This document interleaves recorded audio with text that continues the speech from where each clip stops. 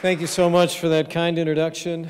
I come up with 3 new rules. Don't tug on Superman's cape, don't spit in the wind, and don't follow Orrin Hatch at the United States Hispanic Chamber of Commerce. I hope you'll join me one more time in thanking this good and decent man for the stands that he's taken for so many Americans.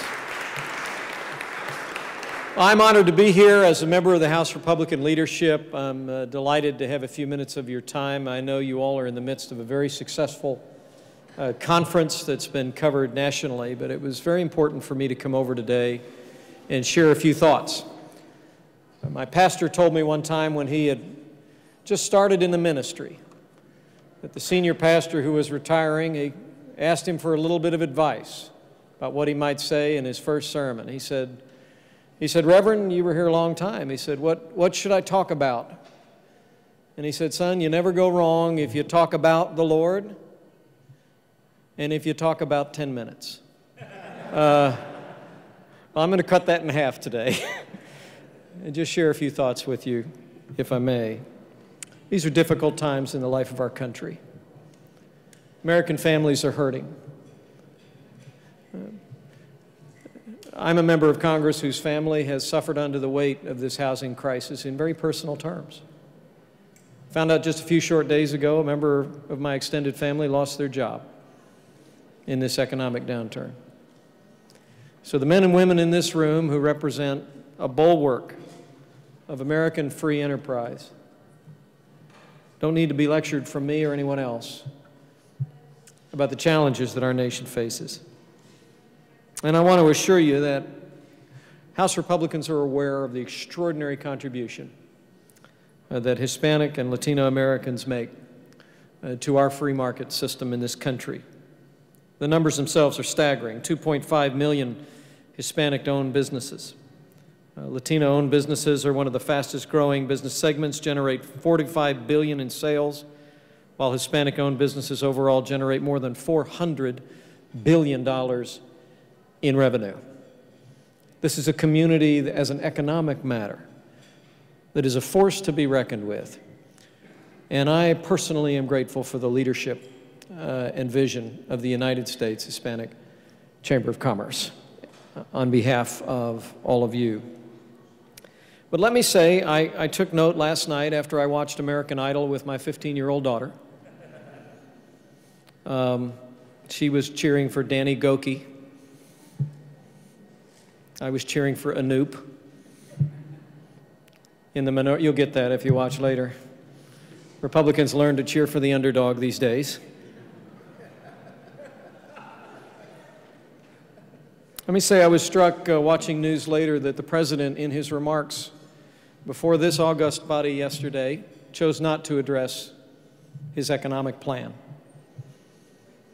Unless I stand corrected, President Obama used the entirety of his remarks before this United States Hispanic Chamber of Commerce to talk about education. Now, let me say I respect the President. I find him to be a fine and admirable man. But I want to say categorically that House Republicans believe the President's prescription for this economy in the form of his budget is not a prescription for recovery for Hispanic American businesses or for any businesses in this country. House Republicans believe today the President's budget spends too much, taxes too much, and borrows too much, and will not lead our nation on a road to recovery, and House Republicans are going to fight for fiscal discipline and tax relief for small business owners, working families, and family farms. We ask for your help. When I speak before this room, I know I'm speaking to Americans who understand the free enterprise system, who are living the American dream. And I just call your attention to several aspects of the President's budget proposal. First and foremost, the spending in the bill. The spending in this legislation is so massive that according to a recent report in the Washington Post, the federal government may have to hire 250,000 new federal employees to pass out all the money. The reality is that many of my distinguished Democrat colleagues on Capitol Hill today are already talking about another stimulus bill in the midst of this massive $3 trillion+ budget. We also believe, and most pernicious to the business community would be the taxes in this bill. You may not know it, but the President's desire to raise taxes on Americans that make more than $250,000 a year falls precipitously on small business owners, maybe many in this room. More than 50% of the Americans who file income tax returns and reflect income over $250,000 a year are actually small business owners filing as individuals.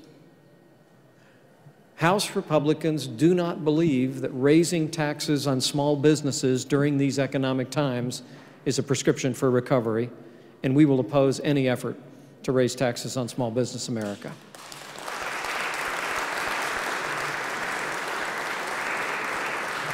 But let me also say that the President's plan to increase an energy tax on every American household, every homeowner, every renter, every business, could cost every household in this country, according to independent studies done by MIT, up to $3,100 per year. Men and women, more spending, higher taxes on working families, households, and small businesses is not a pathway to recovery. But we need your help. So I call on you today, acknowledging that in recent days, perhaps because of the temperament of debate in Washington, many Americans in the Hispanic community have not turned a willing ear to Republicans. And I understand that. Some of you know that I worked closely with Senator Kay Bailey Hutchison a few years ago to forge a compromise on immigration reform, and it's still fixed in my heart. But let me say this, in this moment, in these times, I appeal to you as business leaders to join us in this cause, to stand for fiscal restraint in Washington, D.C., to stand for the kind of tax relief that will release not the power inherent in Washington, but the power, the entrepreneurial energy, the courage, the resilience that you all demonstrate every day of the week. And with this, I close. I remember one time I was in the Oval Office with the President of the United States. It was after I'd unveiled my immigration reform proposal a few years ago. And as my hometown newspaper pointed out, they said, you know, when you're being equally attacked by the left and the right, you might be onto something. I was getting pounded pretty hard. Some of you might remember. But there we sat in the Oval Office, and the President of the United States looks at me, and he said, Mike, I want to ask you a personal question. And I said, well, I said, okay. He said, I want to ask you a personal question. And I said, well, fire away. And he goes, well, I was kind of wondering, you know, you're a conservative in the House. He said, you know, why'd you get in this? Well,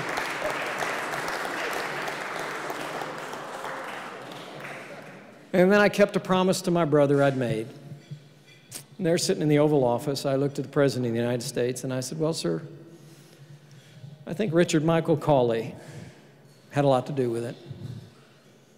The President looked at me in that informal way he had, and he said, okay, I'll bite.